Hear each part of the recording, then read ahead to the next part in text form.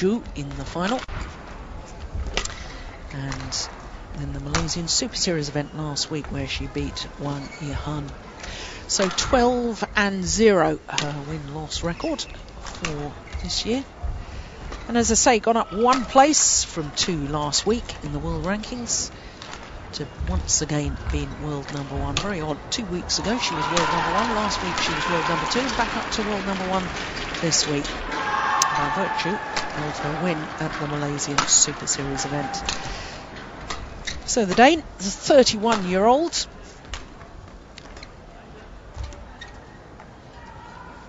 not only winner here in 2009, of course she is twice All-England champion, reigning All-England champion. And the titles in 2008 and last year, 2010. And her world ranking has gone up by 1 place as well. She's up to number 4 this week, but she is former world number 1. In fact, the last time she was world number 1 was on the 3rd of December 2010 for just 1 week. Went up from number 5, 1 week at number 1, and went back down to number 5. So just one previous meeting between these two players. That was in the last 16 of the Hong Kong Super Series event in 2009. 2 straight games the Chinese Asian Games gold medalist won on that occasion. 21-16, 21-18. But of course she was an Asian Games gold medalist at that stage, Wang Shixian, on that title in November. On my right, Tine Baun of Denmark. On my left, Wang Shixian of China. Wang Shixian to serve.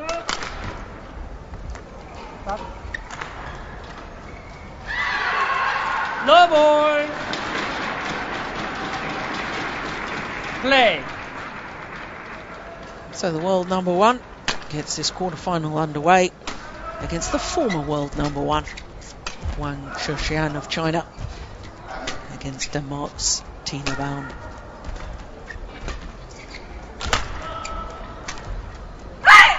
It's a serpent shot. Well, if ever there was a player in form, it's Wang Shixian.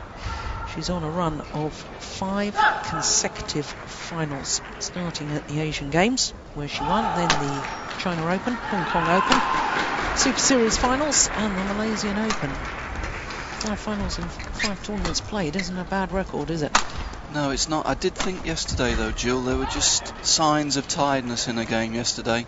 She's had an incredible run this year, winning her 2 tournaments in first 3 weeks of the year.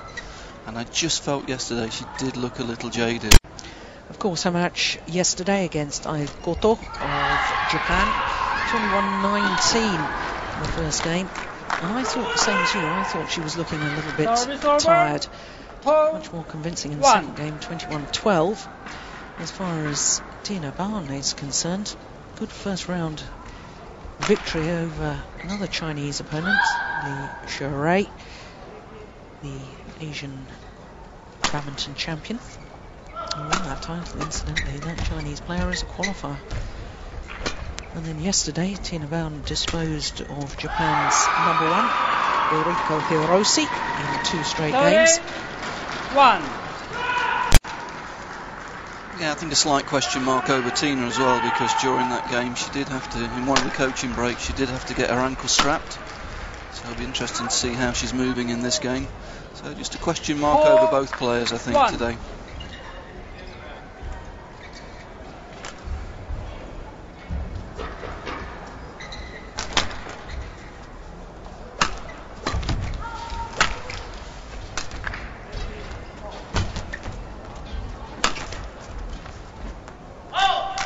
Just hitting long. It's interesting. Here we are in Seoul, but the China-Danish rivalry continuing today from rivalry in Melbourne. Yesterday, where the world number 1 Wozniacki lost out to Li Na. Li Na, of course, creating history at the Australian Open, first ever Chinese player, Asian player in a Grand Slam singles final. She'll play Kim Clijsters, of course, and came back from a match point down. So Denmark will be hoping for a reversal of the fortunes in Australia here in Seoul. Yeah, it's interesting in a lot of the press again during the Australian Open. Lee Na again saying how she started in badminton. Badminton was her first racket sport and made the choice quite early on to go to tennis, but did actually start as a badminton player rather than a tennis player.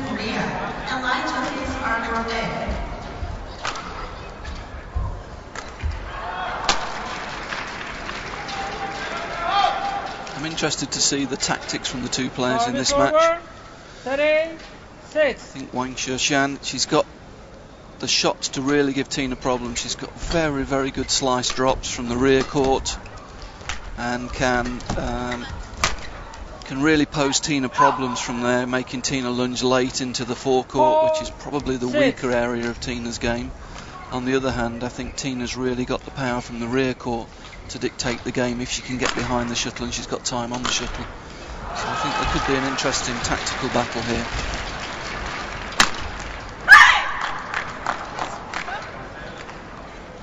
Service over, 7-4.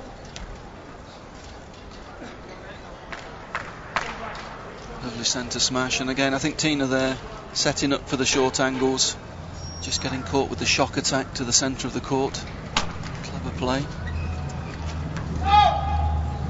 Good judgment though. Service over, 5, Tine Baun. 7.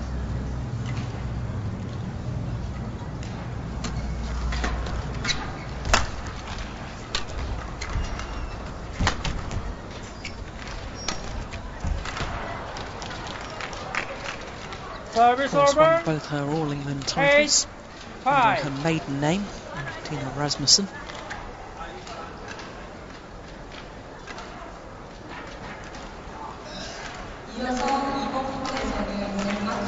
Married the team physio, Danish team physio Martin, at the end of May last year.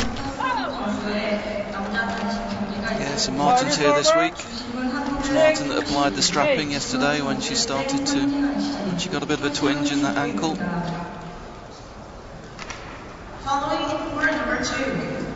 Cagey start from both players. No real rhythm developing yet in this game. Feeling each other out.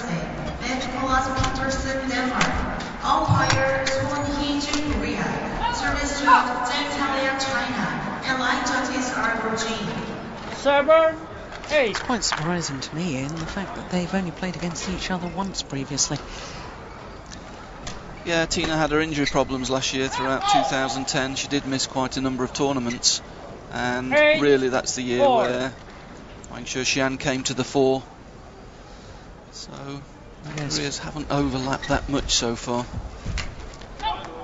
Yes, as far as the 9, youngster from 8. China is concerned, she's only 20 years old. 5 finals last year, winning 3 of them.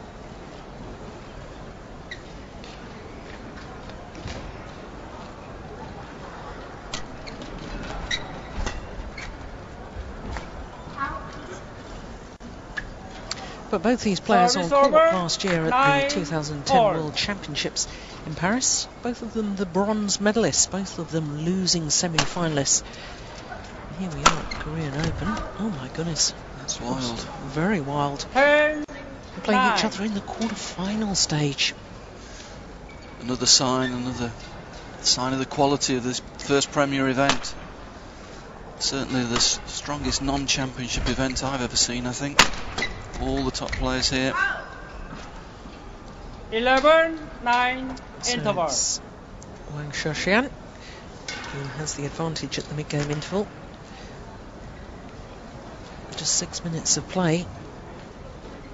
I personally think, Ian, that it is the strongest tournament that I have ever witnessed. I think it's a great indication as to what the Premier Series is going to bring to badminton this year.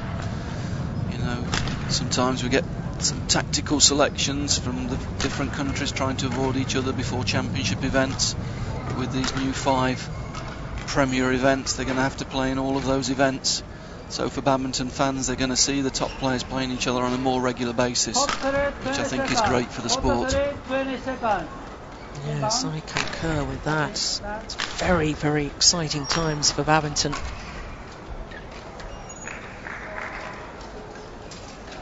11-9.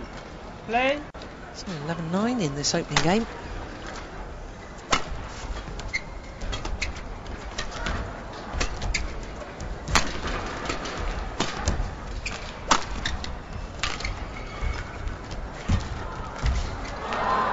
That's more the type of rally I thought we'd see from Tine, where she tries to manoeuvre her opponent and make her late in the rear court to then take advantage at the net, this time losing out to the net cord, but it was Tine that was able to dictate the direction and the pace of the rally there.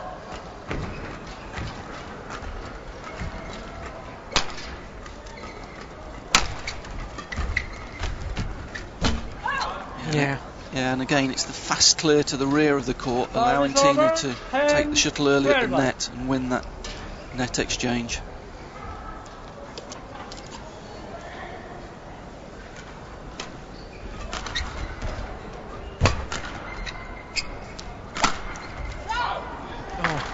Yeah, super good play. Angle. Super play. 11-12. She's creating that space with the last couple of rallies, playing the fast clears to the rear court. Wang really not sure what to expect there.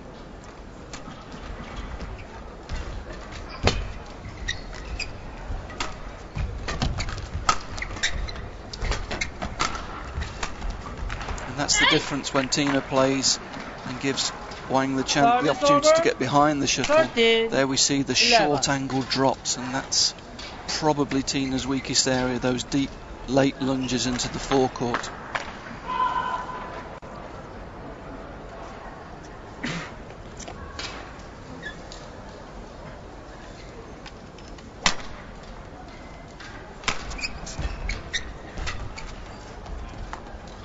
Oh, it's just long, but the right idea. Not giving so much time, and of course that is the problem. If you don't give the shuttle height, and you hit it with the same pace, it's more likely to go out the back of the court. Yes, and in this particular arena, more so from this end. And Tine's playing now has been the harder end to control length from. Shuttle flying a little bit quicker away from the camera as we look. Tine hitting with the draft.